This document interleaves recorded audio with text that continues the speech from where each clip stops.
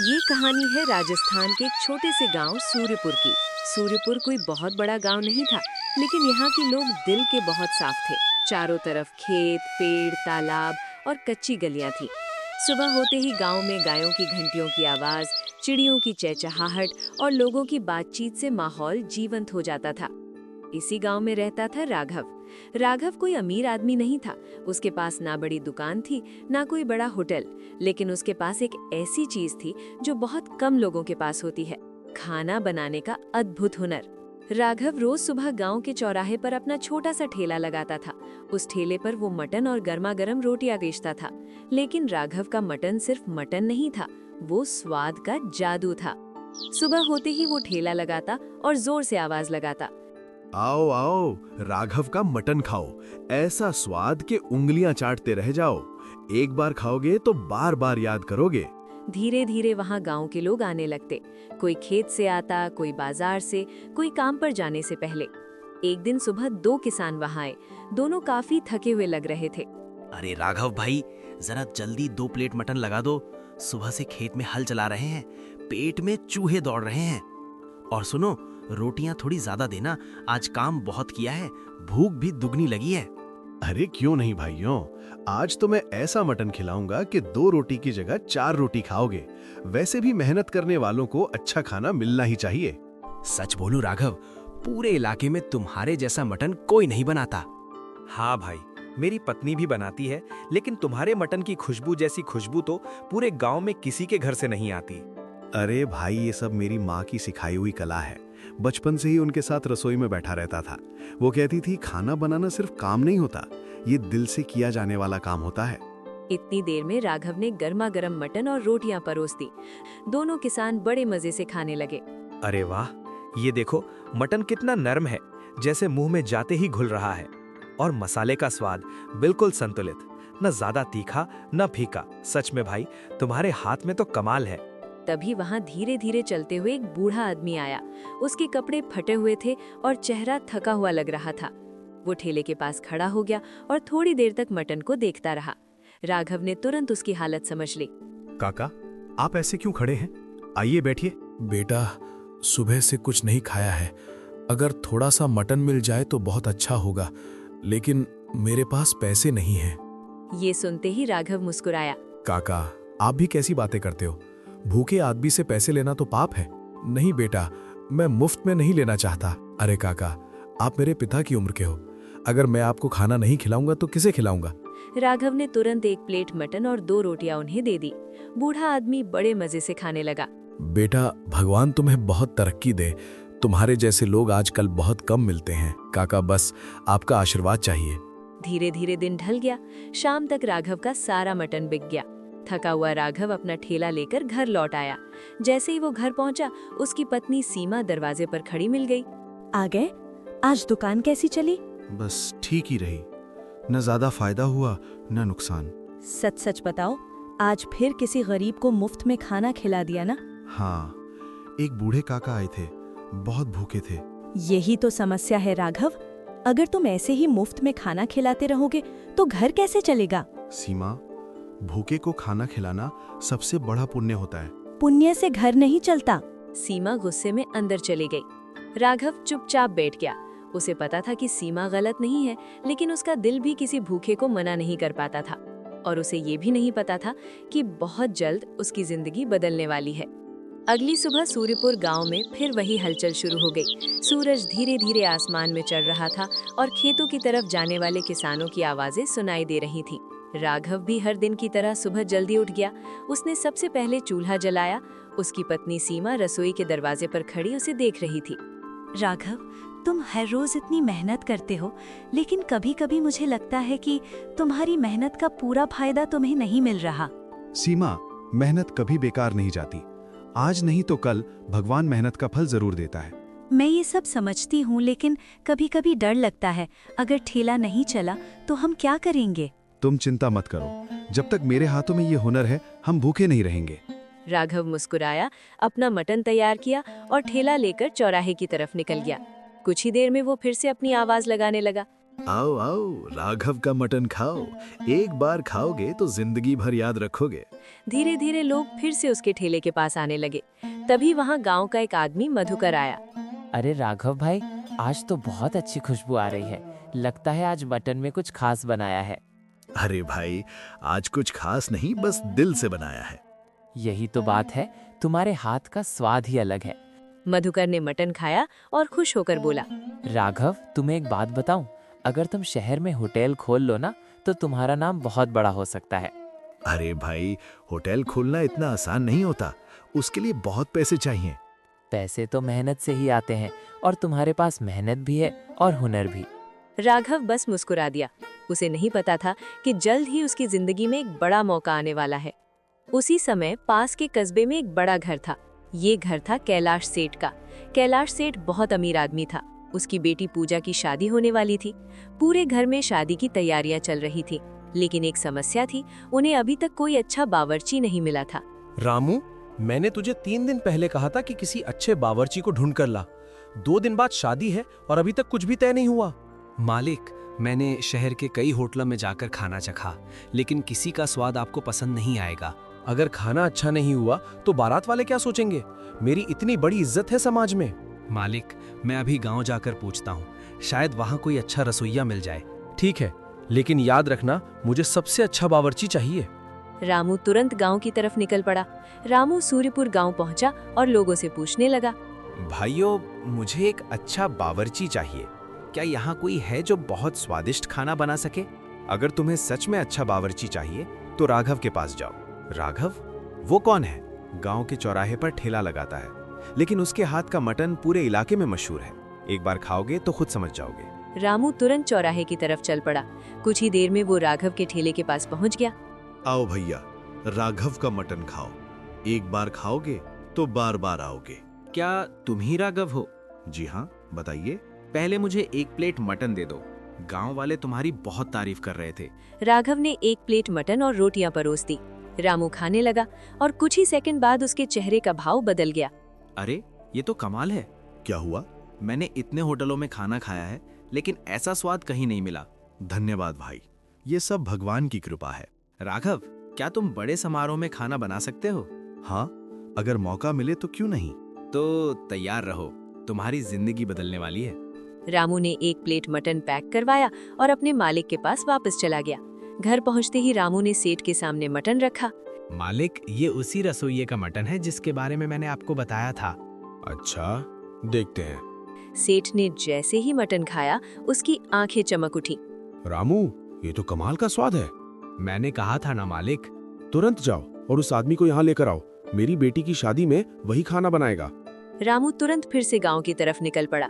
उसे नहीं पता था कि इस शादी के बाद राघव की जिंदगी पूरी तरह बदलने वाली है और साथ ही एक ऐसा दुश्मन भी पैदा होने वाला है जो राघव की सारी खुशियां छीनने की कोशिश करेगा। रामू जल्दी जल्दी कदम बढ़ाते हुए फिर से सूर्यपुर गांव पहुंच गया। दोपहर का समय था।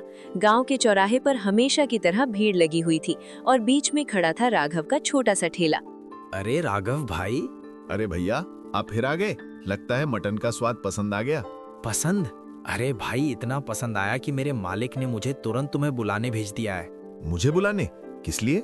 मेरे मालिक कैलाश सेठ की बेटी की शादी है। उन्होंने तुम्हारा मटन खाया और कहा कि शादी में खाना वही आदमी बनाएगा जिसके हाथ का ये स्वाद है। राघव कुछ पल के लिए चुप हो गया।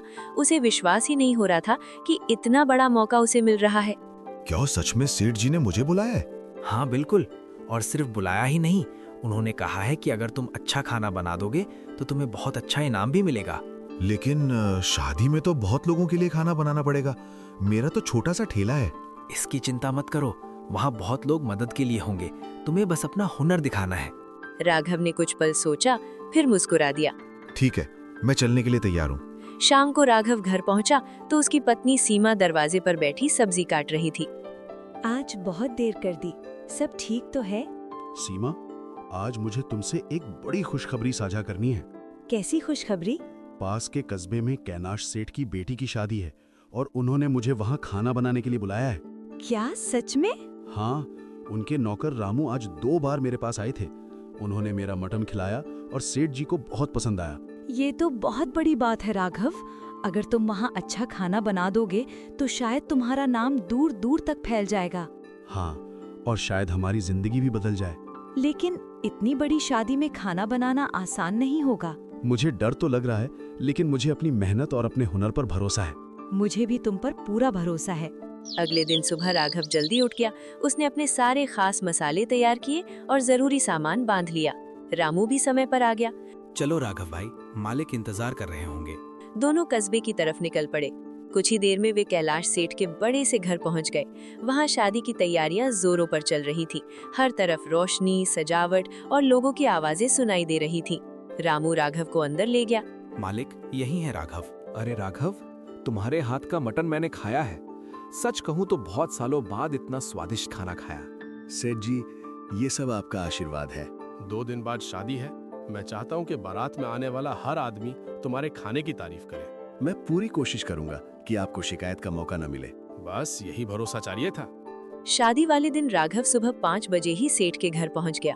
उसने चूल्हा जलाया और खाना बनाना शुरू कर दिया। धीरे धीरे पूरे आंगन में खाने की खुशबू फैलने लगी। दोपहर होते होते मटन, पुलाव, सब्जियां और मिठाई सब तैयार हो गए। शाम को बारात आई। जब बारातियों ने खाना खाया तो हर तरफ एक ही चर्चा थी। वाह, ये मटन किसने बनाया है? इतना स्वादिष्ट खाना तो मैंने किसी होटल में भी नहीं खाया। जिसने भी ये खाना बनाया है वो बहुत बड़ा रसोइया है। कैलाश सेठ ये सब सुनकर बहुत खुश हो गए। उन्होंने तुरंत राघव को बुलाया। राघव, आज तुमने कमाल कर दिया। हर बाराती तुम्हारे खाने की तारीफ कर रहा है। सेठ जी, ये सब आपकी कृपा है। ये लो, ये तुम्हारे 10,000 रुपए। राघव हैरान रह गया। सेठ जी, मैं तो सिर्फ 2,000 रुपए लेता हूँ। बाकी इनाम समझ लो। तुमने आज मेरी इज्जत रख ली। राघव खुशी खुशी पैसे लेकर घर लौट आया। उसे लग रहा था कि उसकी जिंदगी अब बदलने वाली है, लेकिन उसे ये नहीं पता था कि उसी शादी में एक आदमी ऐसा भी था जो उसकी सफलता से जल रहा था। उस आदमी का नाम था भैरव सिंह। भैरव सिंह शहर में बिरयानी का बड़ा ठेला चलाता था। वो खुद को इलाके का सबसे बड़ा रसोइया समझता था। जब उसने सुना कि शादी में किसी ठेले वाले ने इतना अच्छा खाना बनाया है तो उसे बहुत गुस्सा आया। ये कौन है राघव?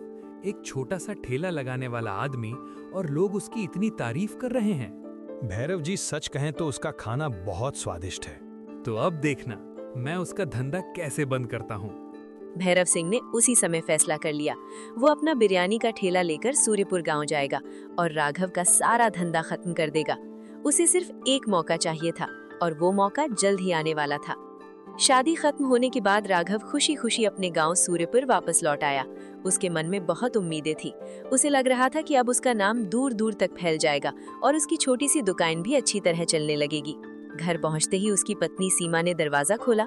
अरे राघव, तुम आ गए। बताओ, शादी में सब कैसा हुआ? खाना लोगों को पसंद आया या नहीं? सीमा, ऐसा लग रहा था जैसे हर कोई बस मेरे खाने की ही बात कर रहा था। बारात में आने वाले हर आदमी ने मटन की बहुत तारीफ की। सच में? ये तो बहुत बड़ी बात है। और सुनो, सेठ जी इतने खुश हुए कि उन्होंने मुझे 10,000 रुपए इनाम में दिए। क्या? 10,000 रुपए? ये तो बहुत बड़ी रकम है। हाँ, मैंने तो सिर्फ 2,000 रुपए मांगे थे, लेकिन उन्होंने कहा कि बाकी इनाम समझ लो। देखा राघव, मैंने कहा था ना कि मेहनत का फल जरूर मिलता है। दोनों बहुत खुश थे, लेकिन उन्हें नहीं पता था कि उनकी खुशियों पर जल्द ही किसी की नजर लगने वाली है। उधर शहर में भैरव सिंह अपने ठेले के पास खड़ा गुस्से में सोच रहा था। एक ठेले वाला आदमी और लोग उसकी इतनी तारीफ कर रहे हैं। अब देखना मैं उसका धंधा कैसे बंद करता हूँ। भैरव सिंह ने एक खतरनाक योजना बनाई। अगले ही दिन वो अपना बिरयानी का ठेला लेकर सूर्यपुर गांव पहुंच गया। गांव के चौराहे पर उसने जोर जोर से आवाज लगानी शुरू कर दी। आओ आओ, भैरव सिंह की बिरयानी खाओ, ऐसी बिरयानी जो जिंदगी भर याद रहे। लोग धीरे धीरे उसके ठेले के पास आने लगे। भैरव सिंह की बिरयानी की खुशबू भी बहुत तेज थी, लेकिन असली राज खुशबू में नहीं था, बल्कि उस केमिकल में था जिसे वो चुपके से बिरयानी में मिला रहा था। ये केमिकल लोगों को बिरयानी का आदी बना देता था। कुछ ही दिनों में गांव के लोग भैरव सिंह की बिरयानी खाने लगे। उन्हें बिरयानी का स्वाद बहुत अच्छा लगने लगा, लेकिन कुछ अजीब भी होने लगा। कई लोगों का पेट दर्द करने लगा, कुछ लोग बीमार भी पड़ गए, लेकिन फिर भी उन्हें बार बार उसी बिरयानी को खाने का मन करता। धीरे धीरे राघव के ठेले पर लोग आना बंद हो गए। पूरा दिन बीत जाता, लेकिन कोई ग्राहक नहीं आता। एक दिन शाम को राघव ठेला लेकर घर लौट रहा था। उसका चेहरा उदास था। रास्ते में उसे गांव के सरपंच रामदास जी मिल गए। अरे राघव, आजकल तुम्हारी दुकान पर लोग कम क्यों आ रहे हैं? सरपंच जी, मुझे भी समझ नहीं आ रहा, अचानक सब लोग भैरव सिंह की बिरयानी खाने लगे हैं। लेकिन गांव में ये भी खबर फैल रही है कि तुम्हारे मटन से लोग बीमार हो रहे हैं। क्या? ये कैसे हो सकता है? मैं इतने सालों से खाना बना रहा हूँ, आज तक किसी को कुछ नहीं हुआ। मुझे भी यही लगा, इसीलिए मैंने सोचा कि पहले तुमसे बात कर लूं। सरपंच जी, मुझे पूरा यकीन है कि ये सब भैरव सिंह की चाल है। अगर ऐसा है तो हमें सबूत चाहिए। मैं आज रात उसका पीछा करूंगा। उस रात राघव चुपके से भैरव सिंह के घर के बाहर पहुंच गया।